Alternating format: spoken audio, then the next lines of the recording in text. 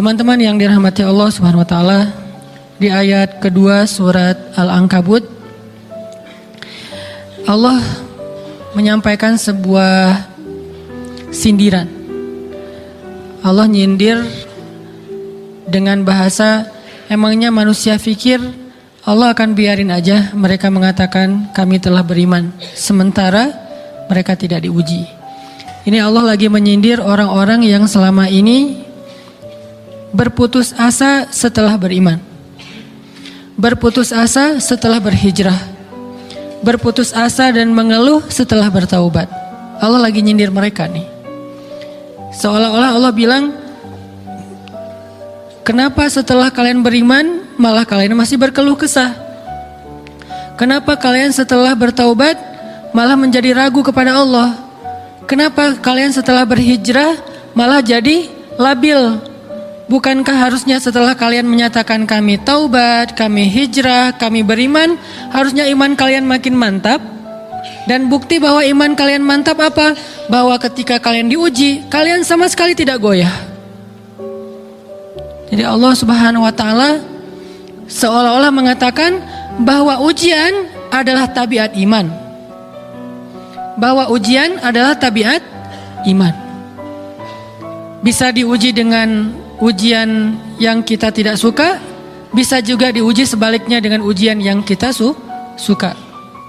Bisa diuji dengan ujian yang sifatnya fisik, bisa diuji dengan ujian yang sifatnya harta, bisa juga diuji yang lebih berat lagi dengan ujian yang sifatnya perasaan. Yang jelas semuanya diuji. Bisa diuji dengan ujian musibah, bisa juga diuji dengan godaan-godaan dari syaitan yang melalui hawa nafsu kita. Bisa diuji dengan kemarahan, dipancing oleh orang lain untuk marah, dipancing di sosmed untuk ngebalas komen-komen mereka, dipancing untuk berdebat, dipancing untuk akhirnya kita saling menjudge, saling menjatuhkan, saling menjelekkan. Ini semuanya bentuknya ujian.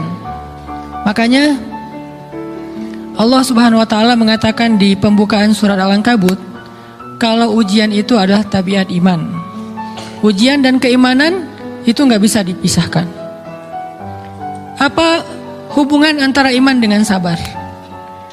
Sehingga Allah Subhanahu wa taala menilai keimanan seseorang itu dengan cara mengujinya. Apa hubungan antara iman dengan sabar? Ternyata ciri yang paling jelas orang yang imannya baik adalah sabarnya. Makin baik imannya, harusnya makin kuat kesabarannya. Jadi orang yang paling beriman itu tidak dilihat dari wawasan agamanya. Itu lebih kepada orang yang berwawasan luas, yang ilmunya banyak. Tapi belum tentu orang yang wawasannya luas adalah orang yang paling baik imannya, belum tentu. Bukankah iblis itu wawasannya luas? Dia mengerti banyak hal yang bahkan kita nggak ngerti. Iblis ngerti tentang dunia di langit. Iblis mengerti tentang alam yang ada di surga, alam yang ada di akhirat. Iblis tahu, bahkan udah masuk surga. Jadi ilmu iblis lebih banyak daripada kita sekarang.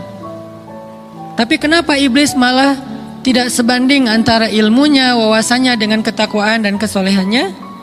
Karena iblis tidak sabar dengan sebuah ujian. Ujian iblis apa? Eksis.